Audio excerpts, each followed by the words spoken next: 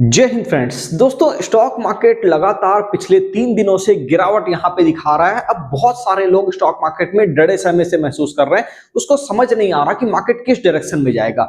आज का जो वीडियो है ये आपको पूरी तरह से एक क्रिस्टल क्लियर व्यू देगा दोस्तों, तो ध्यान रखिएगा। ये एक अपडेटेड वीडियो मैं इसीलिए बना रहा हूं क्योंकि बहुत सारे लोग यहाँ पे यूट्यूब के ऊपर ये चर्चा कर रहे हैं कि स्टॉक मार्केट आने वाले समय में क्रैश कर सकता है। तो संभावनाएं क्या है, क्या लग रहा है, क्या दिख रहा है चार्ट के ऊपर, उसकी हम लोग चर्चा करेंगे। उससे पहले अगर आप चैनल पर नए हैं तो चैनल को सब्सक्राइब कर लीजिए। एक बात और, जो भी व्यक्ति शेयर मार्केट क्लास करना चाहते हैं दोस्तों, वो हमारे यहाँ पे कॉल कर सकते हैं। बेसिक से लेकर के एडवांस तक इस नंबर पे आप कॉल कीजिएगा, सारी जानकारी आपको दी जाएगी। प्रॉपर यहाँ पे आपका शुरुआत से बिल्कुल जीरो से हाई लेवल तक आपको क्लास यहाँ पे मिलेगा।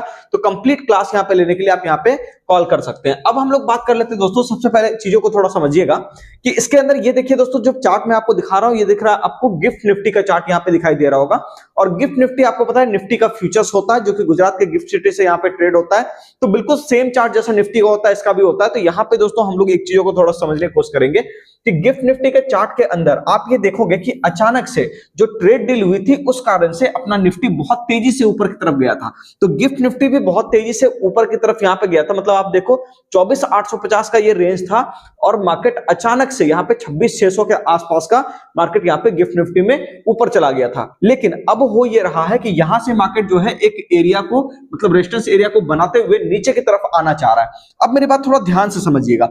ये जो एरिया है ना दोस्तों, ये वाला जो जोन है, ये वाला जो एरिया है जिसकी मैं बात कर रहा हूं कि मार्केट जो यहां से इस रेजिस्टेंस एरिया की मैं बात कर रहा हूं, इस रेजिस्टेंस एरिया से लेकर के इसका जो यहाँ पे क्लोजिंग प्राइस का जो बॉडी एरिया, मतलब यहाँ पे इस एरिया की मैं बात कर रहा हूं, इस जोन के अंदर दोस्तों बहुत ज्यादा आपको सतर्कता बरतनी पड़ेगी। यानी कि अगर मार्केट मंडे को आपको यहाँ पे इस एरिया के ऊपर जाता हुआ दिखेगा, तब चांसेस है कि मार्केट एक बार ऊपर की तरफ निकल जाए। लेकिन अगर वो एक बार इस जोन में फंसा तो बहुत ज्यादा संभावना है कि मार्केट एक बार वापस से बजट वाले लो के आसपास आ जाएगा और हो सकता है कि उसके नीचे भी आपको ट्रेड करता हुआ दिखाई दे।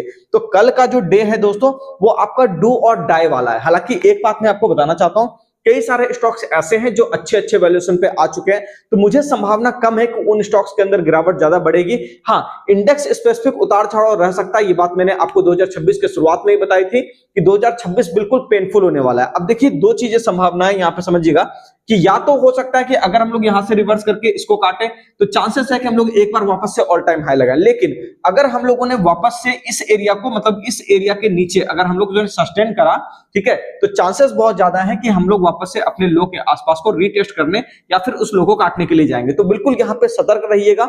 जिस हिसाब से मार्केट मोमेंटम लेगा उस हिसाब से थोड़े बहुत अल्ट्रा शॉर्ट टर्म स्टॉक्स भी पैनिक होंगे। तो अगर आपके अच्छे स्ट्रक्चर वाले भी स्टॉक हैं तो वहां पे भी हो सकता है आपको बिकवाली देखने को मिले। तो इसलिए थोड़े समय के लिए मुझे लगता है कि ट्रेडिंग में सतर्क रहना चाहिए और उसके बाद मार्केट को आपको ऑब्जर्व करना चाहिए। जिस तरफ को जा रहा है मार्केट, जिस जोन में जा रहा है, उस हिसाब से आप वहां पे ट्रेड कर सकते हो। मेरे लिहाज से अगर कहा जाए तो मार्केट निगेटिव टू साइडवेज यहाँ पे रहने वाला है। मैं पिछले मतलब 2-3-4 दिन का, जब तक यहाँ पे और अगला डेटा मैं यहाँ पे देख ना लूं कि किस तरह से मार्केट रिएक्ट कर रहा है, तब तक मैं यहाँ पे कोई भी बड़ी पोजीशन ऐड करना पसंद नहीं करूंगा। आशा करता हूं वीडियो आपको काफी अच्छा लगा होगा। कमेंट सेक्शन में जरूर बताइएगा वीडियो कैसा लगा। बाकी एक बात और कहना चाहूंगा दोस्तों, थोड़ा सा इसको समझ लीजिएगा। मैं बात कर रहा हूं इंडिया विक्स की। आपको ध्यान में होगा कि यहां पे मैंने आपको बताया था कि इंडिया विक्स जब इस एरिया के आसपास खड़ा था, ठीक है, यहां पे देखिएगा, मैंने आपको कहा था कि जब 10 के आसपास का इंडिया विक्स खड़ा था तो मैंने आपको कहा था कि 30-31 के आसपास आने की संभावना है। तो अभी आप देखो 16 के आसपास विक्स एक बार आया था और वहां से ये रिट्रेस करके फिर ये नीचे की तरफ आया और अब वापस से ऊपर जाने की तैयारी। मतलब चांसेस ज्यादा है कि मार्केट ने जो एक बाउंस लिया था उसके बाद अगर ये चाहे तो यहाँ पे वोलेटिलिटी को क्रिएट कर सकता है। और ये जब तक 30 के आसपास या कम से कम 27-28 के आसपास ना चला जाए इंडिया विक्स, तब तक यहाँ पे आपको मार्केट में थोड़ा बहुत पेन देखने को मिल सकता है। ये बात हमने पहले भी करी थी, तो थोड़ा इसको ध्यान में रख करके काम करिएगा। बाकी सब कुछ ठीक है, कहीं कोई दिक्कत वाली बात नहीं है। थोड़ा बहुत उतार चढ़ाव मार्केट है, होता रहेगा, कोई बहुत बड़ी बात नहीं है, ठीक है।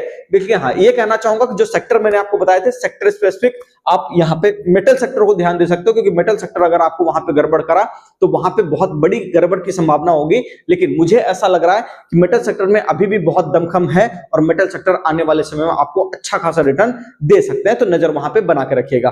है ना। खास करके इसके अगर मैं आपको बात करना चाहूं तो स्टील सेक्टर के अंदर मुझे लगता है कि यही एक सेक्टर है जो बच गया है, क्योंकि यहाँ पे अगर आप देखो तो कॉपर, जिंक, एल्युमिनियम सबके अंदर चाल आ चुकी है, सिर्फ स्टील को छोड़ करके। तो चांसेस ज्यादा है कि स्टील वाले सेक्टर में आपको हो सकता है रैली देखने को मिले। उम्मीद करता हूं वीडियो अच्छा लगा होगा, कमेंट सेक्शन में जरूर बताइए। नए हैं सब्सक्राइब करते जाइए, बेल आइकन प्रेस करते जाइए।